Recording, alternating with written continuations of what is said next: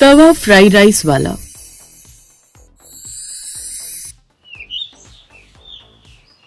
विनोद गांव के ही एक सेठ मोटेलाल के यहाँ काम किया करता था।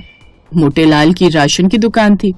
सेठ जी, इस महीने से आप मेरी पगार 500 रुपए बढ़ाकर दीजिए ना। अरे तेरा दिमाग खराब हो गया है क्या? तुझे अगर काम करना है तो कर, वरना जा सकता है तू। बेचारा विनोद उदास होकर अपने घर आ जाता है। उसकी पत्नी सीमा ने उसे उदास देख कहा, क्या हुआ जी, आज आप बहुत परेशान बैठे हैं? सेठ जी ने फिर कुछ कह दिया क्या? सीमा, मैंने उनसे पगार बढ़ाने की बात की थी तो उन्होंने साफ मना कर दिया। वो सेठ बड़ा ही कंजूस है। वो जानता है कि आप उसी के पास काम करेंगे, इसीलिए वो आपकी बात नहीं सुनता। मैं तो आपसे कब से कह रही हूँ कि सेठ के यहाँ काम छोड़कर अपना कोई काम कीजिए। कम से कम अगर आप अपना काम करेंगे तो हमारा घर तो अच्छी तरह चल जाएगा। सीमा, कोई नया काम करना इतना आसान नहीं है। ऐसे ही कुछ दिन बीत जाते हैं। एक दिन सेठ जी विनोद से कहते हैं, देखो विनोद, अब मेरा राशन शहरों में भी बिकने जाया करेगा, क्योंकि मैंने अपने काम को और बड़ा कर लिया है।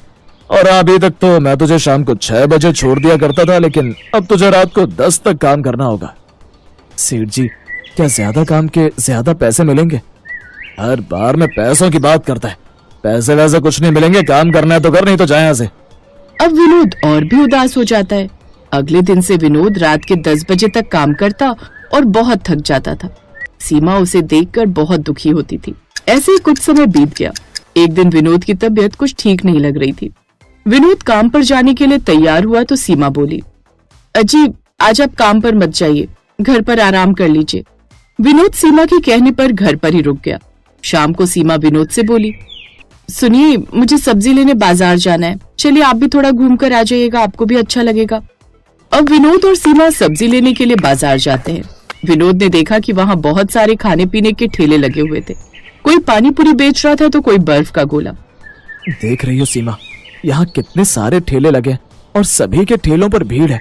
अगर मैं भी किसी चीज का ठेला लगा लूं तो मेरा ठेला भी अच्छा चलेगा और इस तरह मुझे उस जालिम सेठ का कभी काम नहीं करना पड़ेगा। हाँ जी, आप सही कह रहे हैं। वो तो ठीक है सीमा, लेकिन आखिर मैं ठेला लगा भी लूं तो उस पर क्या बेचूंगा? मुझे तो ये सब बनाना भी नहीं आता। आपको एक चीज बहुत अच्छी बनानी आती है जो आप हमेशा मुझे बनाकर खिलाते हैं। अच्छा, तुम तवा फ्राइड राइस की बात कर रही हो? हाँ, वो तो मैंने अपनी माँ से सीखा था। मेरी माँ बहुत ही स्वादिष्ट तवा फ्राइड राइस बनाती थी। तुम कह रही हो तो मैं ऐसा करता हूँ कि तवा फ्राइड राइस का ही ठेला लगा लेता हूँ, पर उसके लिए तो कुछ पैसे चाहिए और सेठ ने तो इस बार मेरी पगार भी नहीं दी है। अजी, तवा फ्राइड राइस के लिए कुछ मसाले की जरूरत होगी। हम आज सब्जी ना खरीद कर मसाले खरीद लेते हैं। और रही बात चावल की, तो तुम कल सेठ के पास जाना और उससे अपनी पगार के बदले चावल मांग कर ले आना। अब सीमा और विनोद मिलकर कुछ मसाले और तेल खरीदते हैं और अगले दिन विनोद सेठ जी के पास गया और बोला, सेठ जी, मेरे घर में राशन खत्म हो गया, इसीलिए मुझे पगार दे दीजिए। एक तो तुम 2 दिन से काम पर नहीं आए, ऊपर से मुझसे पगार मांग रहे हो। अभी तो मेरे पास पैसे नहीं है, अभी तुम काम कर लो, उसके बाद पगार मिलेगी। दरअसल सेठ जी, मेरे घर कुछ मेहमान आए हैं, मैं 3-4 दिनों तक काम पर नहीं आ पाऊंगा। और रही बात पगार की, तो आप ऐसा कीजिए कि पगार के बदले मुझे चावल दे दीजिए, मेहमानों के खाने के काम आ जाएंगे। ठीक है, चावल की बोरियों में से 10 किलो चावल ले जाओ। विनोद बहुत खुश हो जाता है और वो चावल की बोरियों में से 10 किलो चावल निकाल लेता है और उसे लेकर अपने घर आ जाता है और सीमा को सारी बातें बताता है। ये देखकर सीमा बहुत खुश हो जाती है। अगले दिन विनोद एक ठेला किराए पर लेता है और तवा फ्राइड राइस का ठेला लगा लेता है। विनोद बहुत ही स्वादिष्ट तवा फ्राइड राइस बनाता था। उसकी तवा फ्राइड राइस की खुशबू दूर दूर तक फैल रही थी। वहाँ 2 ग्राहक आए और विनोद से बोले, भैया, आपके तवा फ्राइड राइस की खुशबू तो दूर दूर तक फैल रही है, जरा 1-1 प्लेट तवा फ्राइड हमारे भी लगा देना। हाँ भैया, जरूर, अभी लगाता हूँ। विनोद ने दोनों ग्राहकों के लिए तवा फ्राइड राइस लगाया। दोनों ने तवा फ्राइड राइस खाकर विनोद की बहुत तारीफ की। विनोद उन्हें धन्यवाद देता हुआ बोला, धन्यवाद भाई साहब, आप अपनी जान पहचान के लोगों को भी मेरे तवा फ्राइड राइस के बारे में जरूर बताना। हाँ भाई, जरूर, क्यों नहीं। वो ग्राहक तवा फ्राइड राइस खाकर चले जाते हैं। उसके बाद विनोद सारा दिन इंतजार करता है। 1-2 ग्राहकों के अलावा उसके पास ज्यादा ग्राहक नहीं आते। उसके तवा फ्राइड राइस बच जाते हैं। शाम को वो अपने तवा फ्राइड राइस लेकर घर आता है और सीमा को देते हुए कहता है, सीमा, आज तो मेरा काम कुछ ज्यादा ठीक ठाक नहीं रहा, बस 2-4 ग्राहक ही आए थे और मेरे तवा फ्राइड राइस बच भी गए। अगर ऐसे ही चलता रहा तो मुझे तो अपना काम बंद करके वापस उसी सेठ की दुकान पर काम करना पड़ेगा। अजी इतनी जल्दी हार नहीं माननी चाहिए।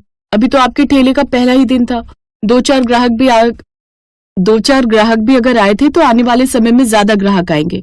और रही बात इन बचे हुए चावलों की, तो इनमें से कुछ हम खा लेते हैं और कुछ पड़ोस के बच्चों को दे देते हैं। बच्चे ये चावल खाकर आपको दुआ देंगे और बच्चों की दुआ बहुत जल्दी लगती है। अब सीमा और विनोद वो तवा फ्राई राइस खा लेते हैं और बचे हुए तवा फ्राई राइस को वो मोहल्ले के बच्चों में बांट देते हैं। मोहल्ले के बच्चे बहुत खुशी से वो तवा फ्राई राइस खा लेते हैं। अगले दिन विनोद ने फिर से अपना ठेला लगाया। इधर उधर मोहल्ले के बच्चे विनोद के ठेले के सामने ही खेल रहे थे। तभी वहाँ एक आदमी कार से उतरा। बच्चे दौड़कर उसके पास गए और कहने लगे, साहब आप अमीर आदमी लगते हैं, हम लोगों को भूख लगी है, हमें तवा फ्राइड राइस खिलाइए ना, वो देखिए सामने ठेला। अच्छा वो तो ठीक है, मैं तुम्हें तवा फ्राइड राइस खिला देता हूँ, लेकिन तुम्हें तवा फ्राइड राइस क्यों खाना है?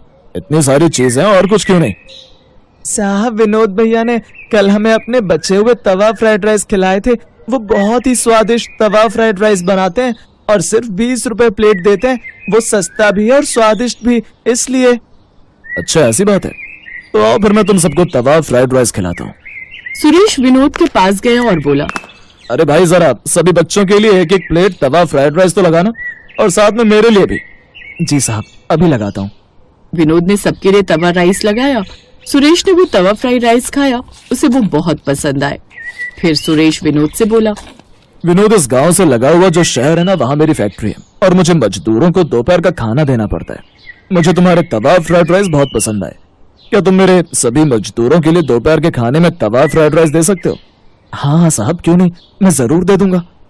तो फिर ये कुछ एडवांस पैसे रखो, तुम कल 50 प्लेट तवा फ्राइड राइस तैयार रखना, मैं किसी को भेजकर बुलवा दूंगा। सुरेश ने विनोद को काफी सारे पैसे एडवांस में दे दिए थे। विनोद इन सब से बहुत खुश था। वो अपने घर आता है और अपनी पत्नी सीमा को सारी बातें बताता है। सीमा ये सुनकर कहती है, अजी इतना सारा काम आप अकेले कैसे करेंगे? मैं भी आपके साथ आपके काम में आपकी मदद करूंगी। अगले दिन विनोद और सीमा मिलकर 50 प्लेट फ्राइड राइस तैयार कर लेते हैं। उसके बाद सुरेश अपने एक आदमी को भेजकर बाकी का पैसा देकर वो फ्राइड राइस उठा लेता है। अब इतना बड़ा ऑर्डर मिलने के बाद सुरेश का ठेला चल पड़ता है। धीरे धीरे उसका ठेला मशहूर हो जाता है और वो अमीर हो जाता है और अपनी पत्नी के साथ खुशी खुशी रहने लगता है।